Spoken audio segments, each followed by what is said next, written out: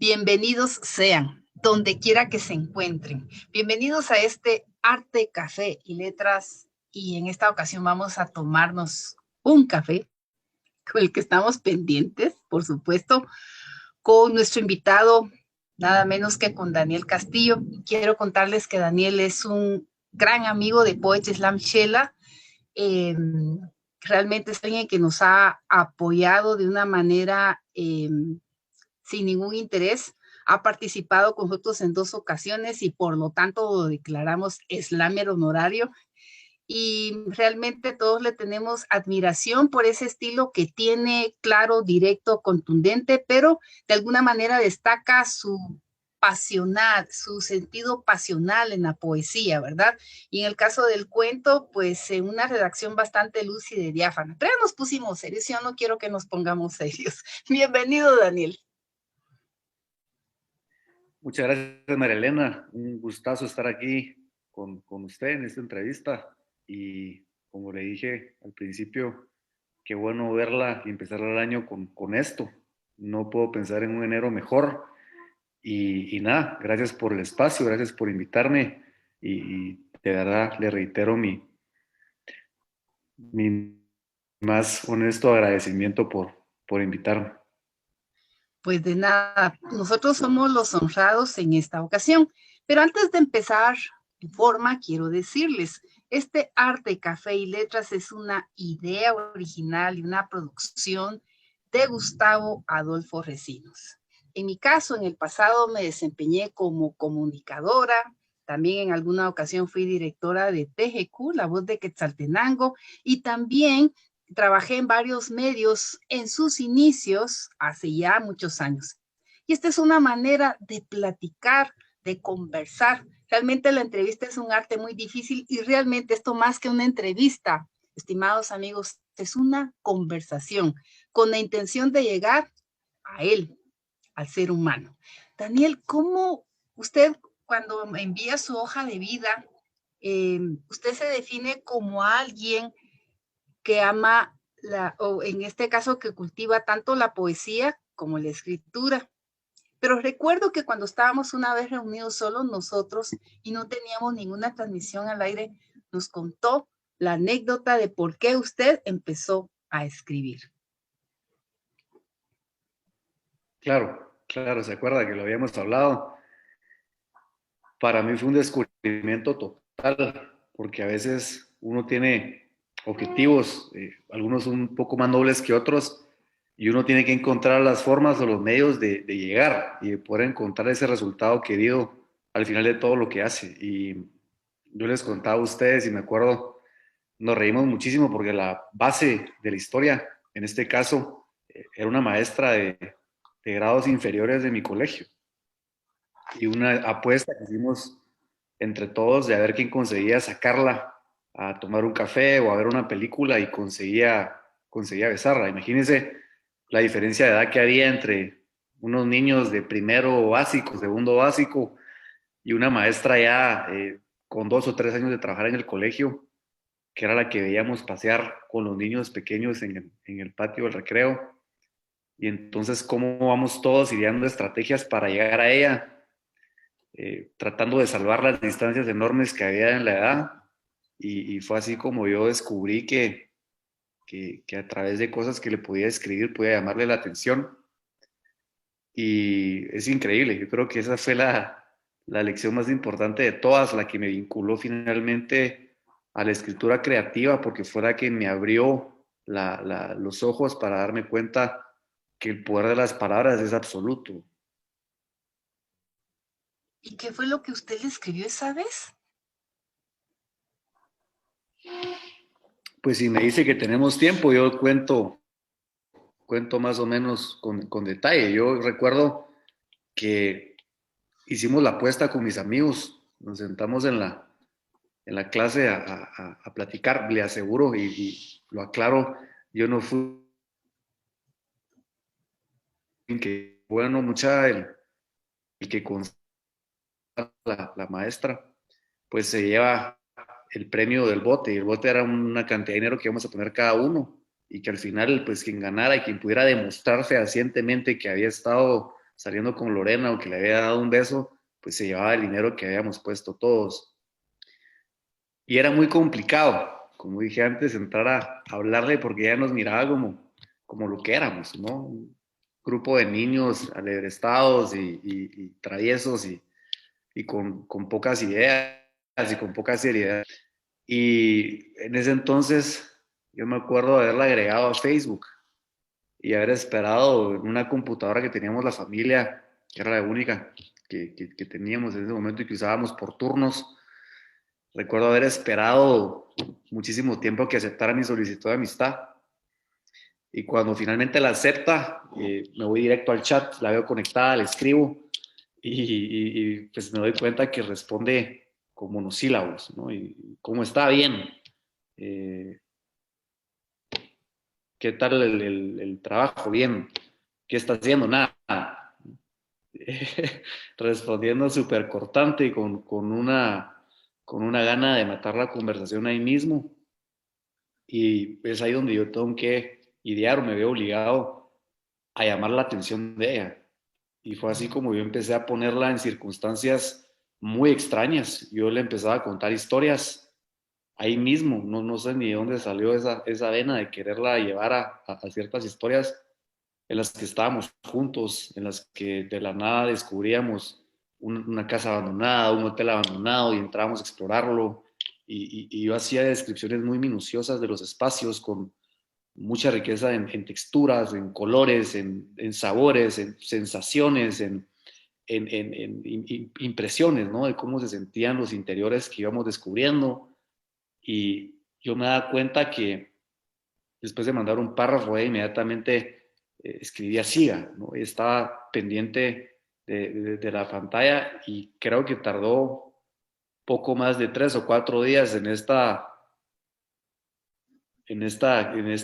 actividad de estarle mandando mensajes con historias que ella después me escribía a mí para que yo me inventara algo de la nada en un día cualquiera y se volvió algo muy, muy recurrente. Finalmente eso fue lo que me dio el acceso a poderla llevar a ver una película infantil en un cine de aquí de la capital y ganar la apuesta, que en última instancia pues nunca se me pagó el monto que, que habían prometido, pero me dejó la lección esa fundamental de que las letras todo lo pueden, que uno realmente es capaz de construir de la nada espacios en la cabeza de otra persona y que realmente ese es el truco de la literatura, de la ficción, la posibilidad de estar simultáneamente en un espacio querido. En otras palabras, usted prácticamente por querer convencer a la maestra, por querer ganar la apuesta, resulta descubriendo que su alcance, o sea, por ganar esta apuesta realmente usted se da cuenta de esta vocación en la Claro, cual usted en un momento dado dice, ajá, aquí están estos mundos que creé, retomo esto que usted acaba de decir, a través de la escritura se es capaz de construir de la nada espacios. Y creo que esto, con esta apuesta y con esta anécdota, si le podemos decir así, es que usted descubre su vena creadora como escritor. ¿Y qué pasó después con este trabajo de ir hilvanando palabras, espacios, personajes? ¿Qué pasó con esto después, Daniel? bueno, después, imagínense, fue acrecentando porque eh, a través de la experiencia efectiva de la literatura, de verme casi transportado a otros lugares y de haberme sentido realmente con ella en otros sitios y todo, pues yo lo llevé a otro nivel. Naturalmente, esa relación se rompe, yo me meto en un problema muy serio con el colegio porque terminan descubriéndonos, al final de cuentas, eh, la gente empieza a hablar y la dueña del colegio se da cuenta, la amenaza haya con renunciar, la amenaza con consecuencias legales incluso. Y bueno, esa historia ahí termina, pero yo sí me quedo con la fuerza de la palabra escrita y empiezo a releer muchas de las cosas que le había escrito y me empiezo a dar cuenta que que ocurría. Cada vez el truco, ¿no? Cada vez que yo volvía a leer, volvía a estar ahí, volvía a sentir cosas, volvía a mirar con mucho detalle los espacios que había inventado y que uno sabía de dónde habían salido. Y entonces es ahí cuando yo empiezo a leer mucha literatura también.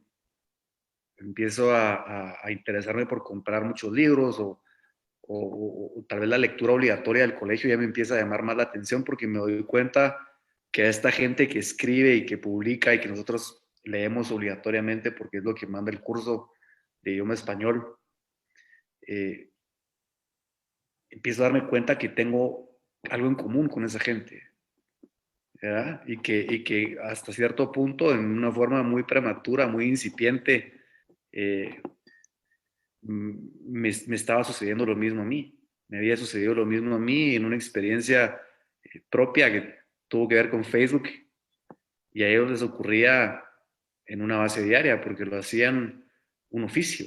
Y creo que ahí es cuando empiezo a hacerlo más en serio, cuando empiezo a escribir anécdotas, cuando empiezo a tratar de limpiar o de depurar algunos recuerdos a través de la escritura. Intento encontrar un método de conservación y En empiezo a otras vivir. sí.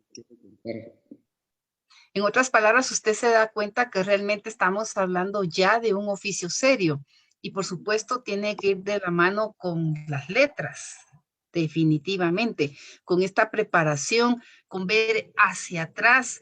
Y yo quisiera que usted nos mencionara literariamente hablando cuáles pueden ser como sus libros para ustedes de referencia en este camino de las letras, porque tampoco perdamos de vista, usted no es un hombre mayor, es un hombre joven, ¿verdad? Pero con esa vocación de la mano y con importantes premios de los que por supuesto vamos a hablar, pero yo quisiera que nos hablara de estos libros, de estos referentes literarios dentro de su carrera. Sí, sí, mire, yo creo que todos empezamos los menores de autores guatemaltecos, libritos que digo yo de librería, editorial Piedra Santa y otras editoriales que no pretendo menospreciar, sino todo lo contrario, son las que nos. Y luego uno yo creo que hace una transición muy suave hacia los autores del boom latinoamericano, a Cázar, a Mario Vargas Llosa, recuerdo a, a Onetti, a Mario Benedetti, recuerdo a Isabel Allende, a Alejo Carpentier, Miguel Ángel Asturias aquí en Guatemala, que yo siempre le he atribuido a él el boom latinoamericano de verdad. Yo creo que el boom llega mucho antes con él, el realismo mágico. Y Correcto. luego ya uno creo que va agarrando una madurez especial, se puede ir a México y puede leer a Rulfo, a Carlos Fuentes, que son autores yo creo un poco más serios, un poco más contundentes. Eh, Pasé a leer los norteamericanos, yo creo que ahí fue cuando encontré la mina, que digo yo, Douglas Coupland, David Foster Wallace, Ray Bradbury. Me acuerdo cuando leí la primera Otra vez narrativa, en otro contexto, en otra manera diferente de contar las cosas, así. totalmente Allen Ginsberg, Jack Kerouac, todos los de la generación Beat que fueron tremendos. Y ya no le cuento cuando me fui un poco a leer lo que se estaba escribiendo en Europa y lo que se había escrito en Europa, especialmente los franceses y algunos españoles contemporáneos. Entonces yo creo que sí se va haciendo uno un mapa de lecturas bastante amplio y tal vez uno busca la afinidad, uno busca más esa confluencia o esa convergencia bueno, de libros que tal vez uno siente que puede haber escrito de haber estado en otra época, por ejemplo, porque En las otro formas. tiempo, y usted dice esto, me identifico con esto. No sabía que existía, porque realmente es parte del aprendizaje, ¿no? El ir encontrando y de alguna manera se convierten en referentes y sí coincido con usted, definitivamente son aspectos, maneras de escribir que usted dice, pude haberlo escrito. Totalmente, totalmente. Y es una búsqueda, mire, Marielena, incesante, porque hay autores contemporáneos, ahorita estoy pensando en Michel Houellebecq o Don Carpenter, que uno, tal vez nadie se lo recomendó y usted por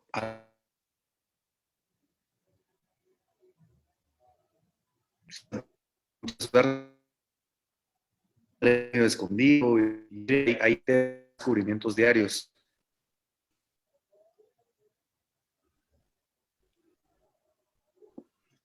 ¿Cómo empieza entonces, Daniel? O sea, comienza este ejercicio de escribir para usted.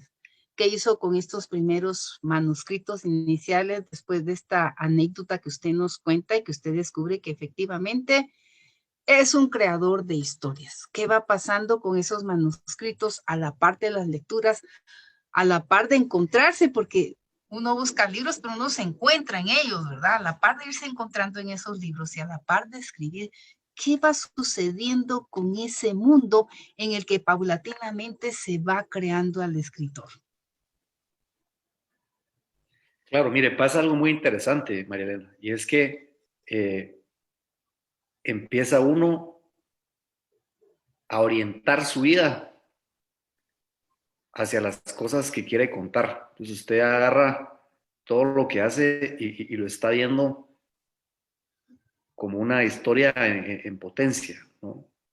Y entonces casi que empieza la vida a imitar el arte.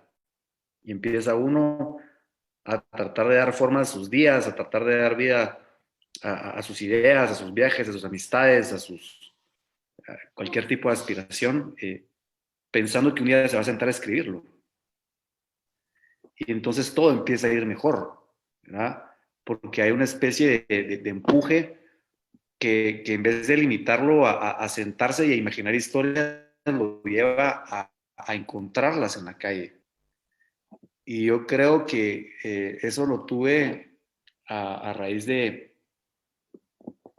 una temporada que viví en Europa.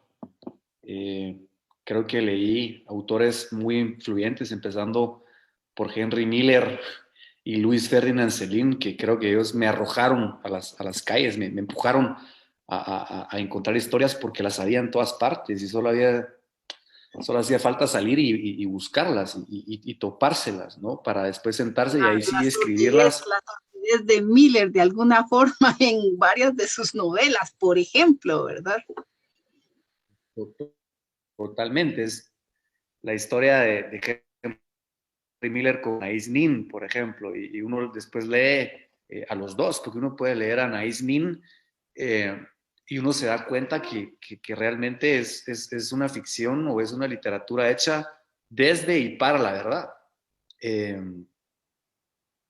Son autores que hicieron de su vida las historias que querían contar. Y lo mismo pasó aquí en Guatemala con Enrique Gómez Carrillo. ¿Verdad? Ellos dieron su vida por la literatura. Ellos escribían sus libros cuando no estaban escribiendo. Que a mí me parece, a propósito de Enrique Gómez Carrillo, sin desviarnos de la conversación con usted y como parte de ello, que me parece que es un autor que no ha sido suficientemente valorado, es reconocer la grandeza y prácticamente él se adelantó a su tiempo, ¿verdad? Él dejó de escribir como la literatura guatemalteca metida, si usted quiere, como en ciertos estantes o cajones. No fue el caso de Enrique Gómez Carrillo, pero considero que ha sido un escritor que no ha sido suficientemente reconocido y valorado.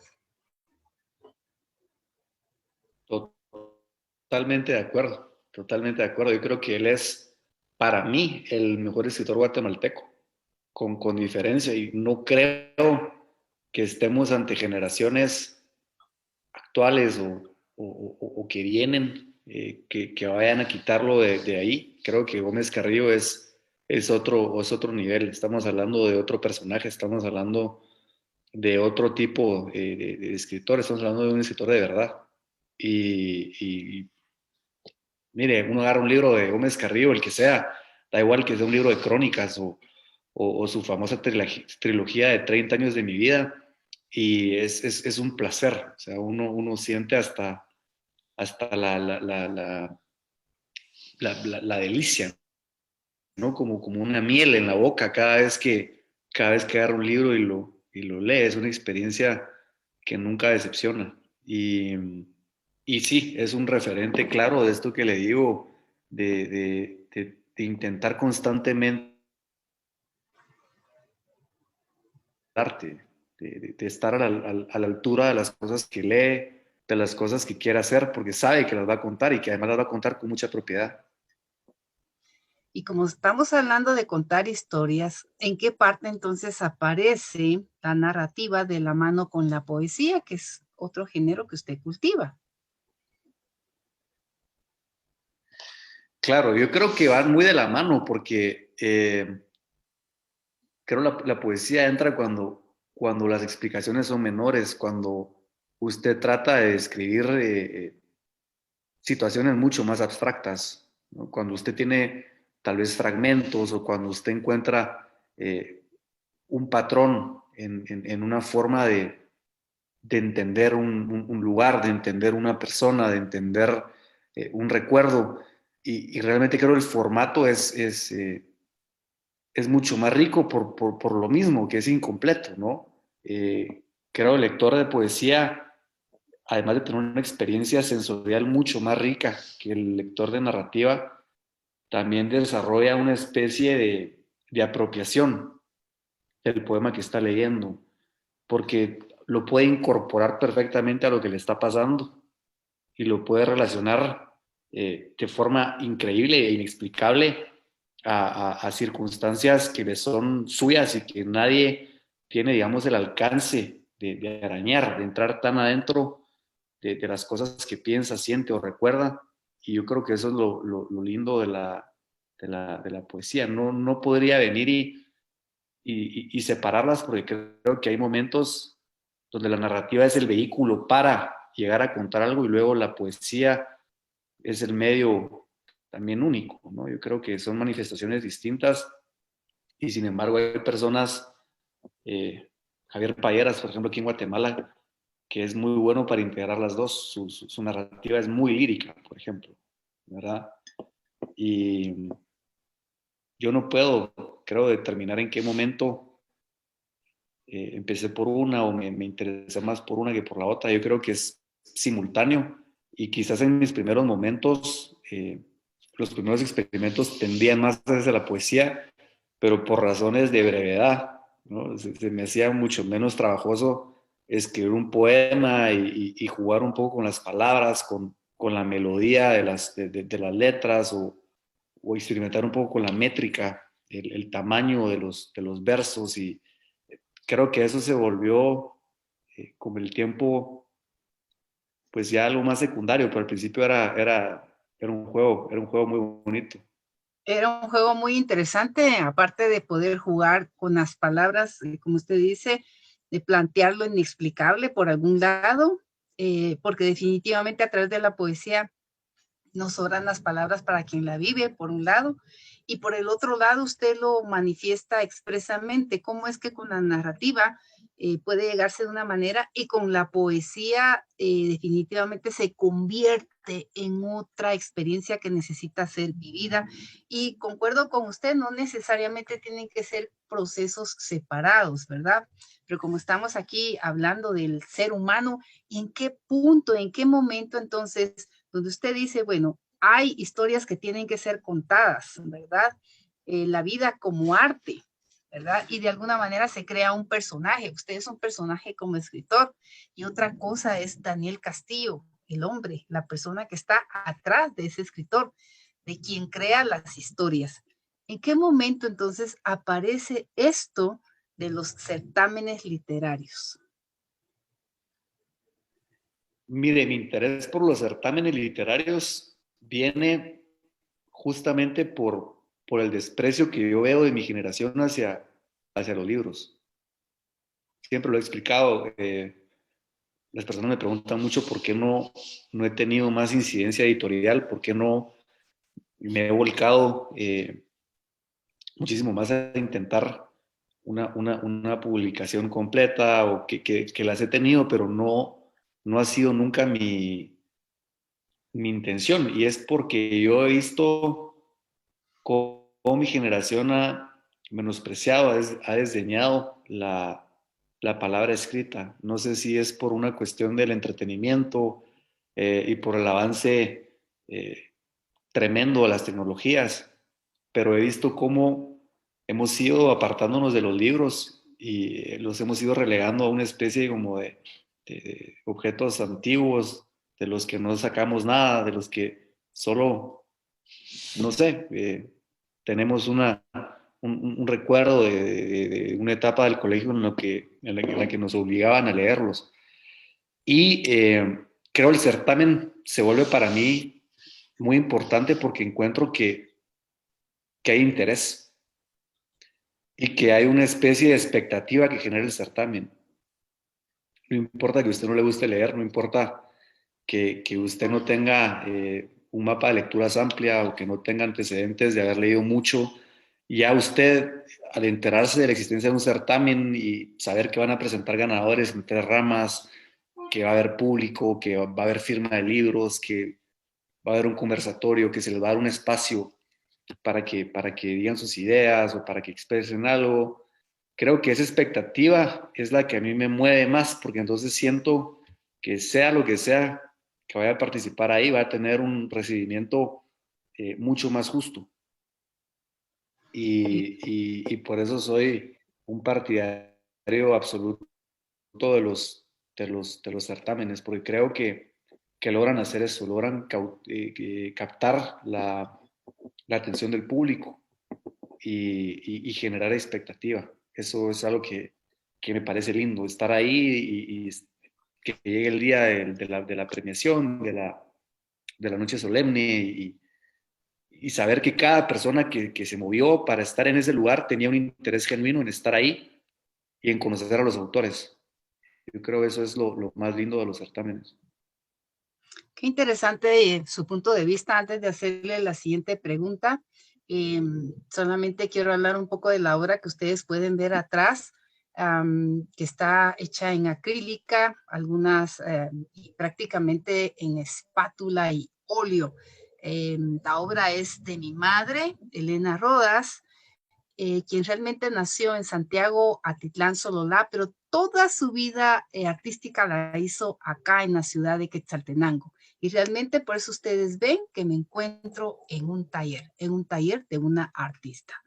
Ahora voy con lo siguiente. Yo quisiera que usted nos platicara, Daniel, en relación, que usted me contara esto de los certámenes, porque tiene aquí varios, ¿verdad? Y por lo que yo estoy leyendo, usted fue empezando así como de a poquito, después se fue con un certamen internacional y después se fue con uno que, bueno, caramba. Pero yo quisiera escuchar de usted que nos contara cómo paulatinamente fue usted caminando gradualmente dentro de los certámenes. Y concuerdo con usted, ¿verdad? Los certámenes definitivamente causan expectativa y de alguna manera cuando estamos hablando de certámenes internacionales, ¿verdad? Hacen y ponen la atención por completo en el autor, ¿verdad? Sea este un novelista, sea este un poeta o un narrador. Completamente de acuerdo. Me llama la atención su declaración y es auténtico el desprecio por los libros, ¿verdad?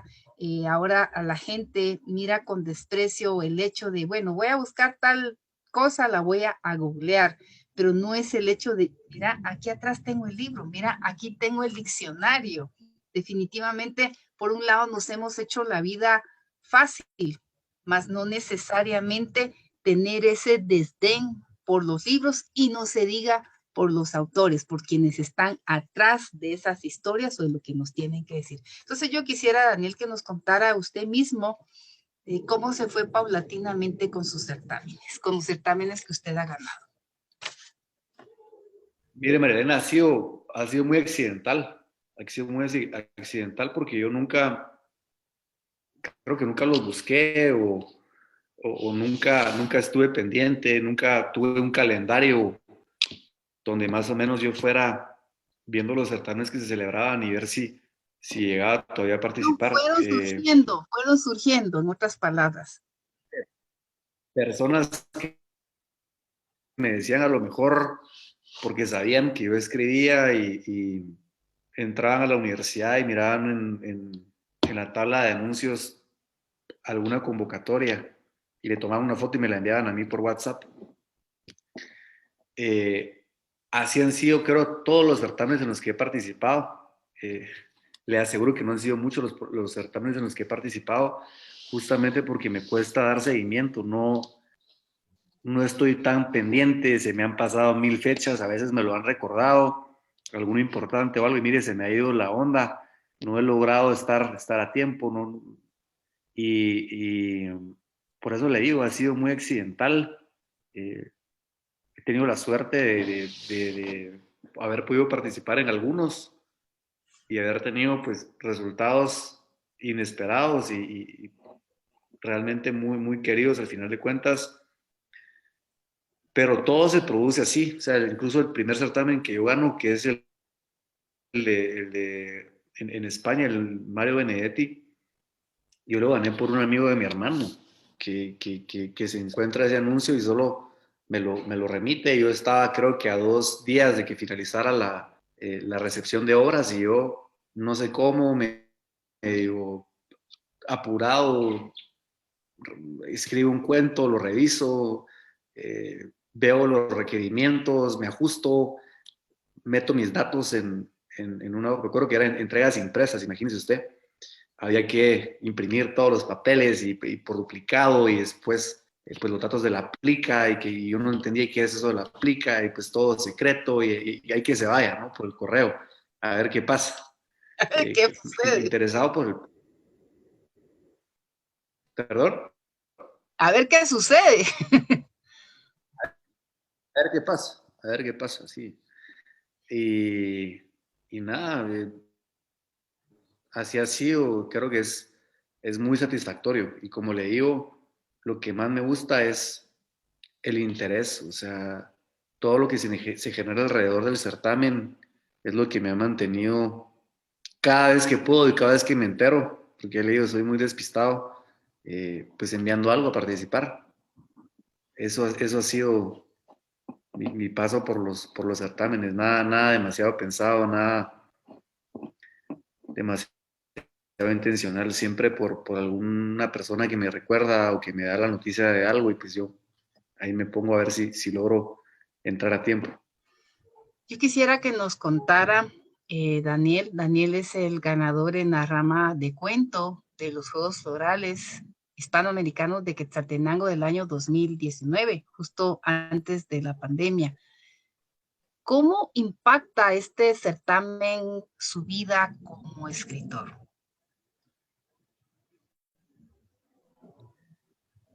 Mire, me impacta mucho porque yo nunca lo he escondido, yo empecé a leer con libros lo decía hace un rato, con libros de Piedra Santa y otras editoriales locales.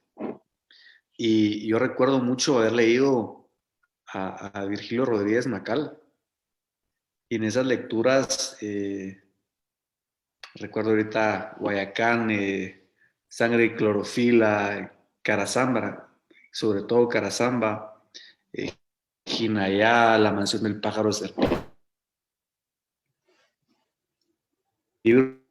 María Elena, que yo creo que me llevaron a interesarme por el oficio desde muy, muy pequeño. O sea, ¿cómo era posible que esta persona me hiciera ver cosas que no tenía enfrente? Y recuerdo terminar los libros y ponerme a ver los paratextos, ponerme a ver lo que había atrás, lo que había en la solapa, alguna nota sobre el autor. Me quedaba como con ganas de más. Y nunca se me olvida que en la solapa de esos libritos de Piedra Santa aparecía una nota biográfica de Rodríguez Macal. Y lo que aparecía de primero, lo que aparecía, digamos, en, en, en, en una, sí, en una especie como de logro mayor, era que había ganado los Juegos Florales de Quetzaltenango.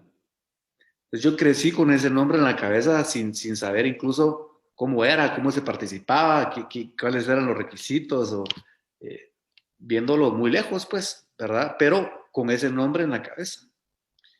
Y fue cuando yo estaba viviendo en Huehuetenango que decidí participar con, con, con ese cuento que envié y mire la sorpresa de obtener el primer lugar. después de haber imaginado tanto eh, la vida de esa persona valiente que fue Rodríguez Macal. Y que hay en relación de la mano, sin desviarnos de este tema, por supuesto, de las publicaciones. Usted ha sido publicado, pero de manera personal. ¿Qué podemos saber, Daniel? Sí, mire, publicaciones he tenido con alguna editorial española y guatemalteca. Eh, Siempre a mí me ha gustado el formato corto porque yo creo que es el formato que más se adapta a, a la velocidad con la que vivimos ahora. Creo que las personas necesitan un formato que puedan leer de una sentada, de un tirón. Y creo que el cuento es, creo, la dosis justa para personas ocupadas, para personas que quizá tienen un momento, una ventana de tiempo libre bastante reducida. Bueno, así me interesé por publicar y me han publicado en algunos libros de antologías de cuentos y yo creo que bueno, que está bien, que es algo que me gusta y sin embargo, mire, yo sueño con que la novela como tal resurja, que vuelva a interesarnos. Creo que sí hay mucha gente que le gusta especialmente la novela, a mí me gusta especialmente leer novela y creo que la publicación la veo como una meta en ese formato. Me gustaría poder publicar eventualmente una novela. Y en una novela estamos hablando de un proceso a largo tiempo, ¿verdad? Depende de qué. Se me figura como que usted está haciendo un vino con un buen sabor. Entonces tiene ahí que quedar y madurarse, definitivamente. Claro. Eh, Otra situación, Daniel, yo quisiera que nos contara qué recuerdo se llevó usted de acá, de Quetzaltenango, porque por lo menos hasta este momento que estamos haciendo la entrevista, apenas hoy se está lanzando nuevamente las bases del certamen. El 2020 fue suspendido y usted hasta el día de hoy no existe otro registro. No sabemos quién en el futuro vuelva a ser el próximo ganador en la rama de cuento o de poesía, pero hasta el día de hoy sigue siendo usted el ganador en la rama de cuento de los Juegos Orales de Quetzaltenango. ¿Qué recuerdo tiene usted de estar acá en Quetzaltenango bajo el punto de vista literario? No lo sé. ¿O qué sabor de boca se llevó usted de la ciudad de Quetzaltenango de esos 2 días? Porque fueron días muy intensos, fueron 2 días, pero muy intensos. Claro. No, Marilena, yo siempre lo he dicho, para mí Quetzaltenango es un lugar especial, con una carga histórica y cultural muy fuerte. Y recién lo hablaba con un amigo que me decía, vos, qué lástima que ya no vives en Shela, porque recuerdo el techo del edificio de apartamentos donde vivía, la azotea, y cómo se miraba la ciudad, y a veces lo melancólico de las calles, bajo las farolas de luz eléctrica. Eh, Tiene un potencial enorme esa ciudad y para mí haberlo ganado y haber estado ya no viviendo en Quetzaltenango y que eso fuera una excusa para revisitarlo, para recordar, incluso yo me acuerdo cuando fui a recibir el premio, esos días yo recuerdo haber regresado a lugares que quise mucho, María Elena. Y noches sin poder dormir, salí a caminar, que era lo que me gustaba hacer mucho a mí en ese entonces, y vi lugares que me habían motivado mucho a escribir algunas cosas que escribí. Regresé a mi apartamento viejo a verlo por afuera, allá había otra familia viviendo adentro, pero miraba las ventanas y volví a tener las sensaciones del 2017, del 2018.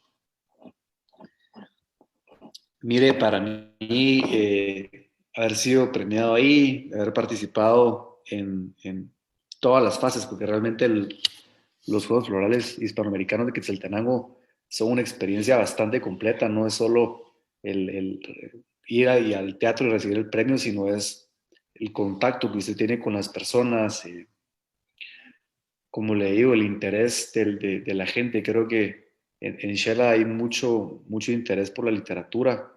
Hay mucha gente buscando espacios para crear, para ser escuchada. Y ¿qué le puedo decir de esos días? Un placer total, placer absoluto haber estado en el teatro, haber participado después del conversatorio literario en la biblioteca municipal. Eh, increíble, increíble estar ahí después de imaginarlo, después de imaginar cómo sería. Después de imaginar cómo sería eso, sencillamente se dio. Daniel, ¿cómo se define usted como persona?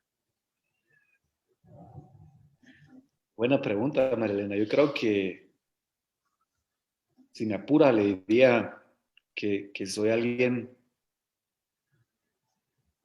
intentando sacar el máximo de lo que me ocurre, de lo que tengo a la mano.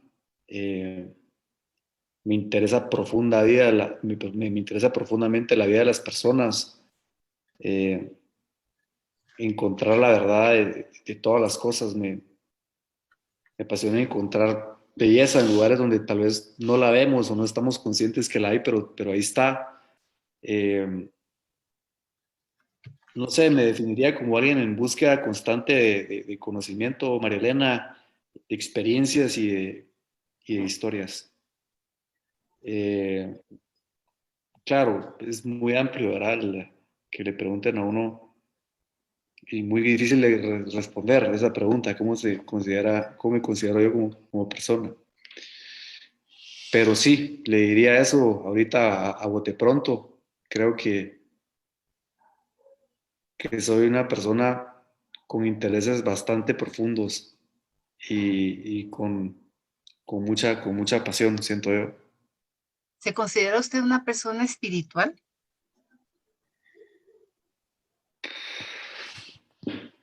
Mire, sí, porque realmente eh, pongo mucha atención al interior y a ese balance.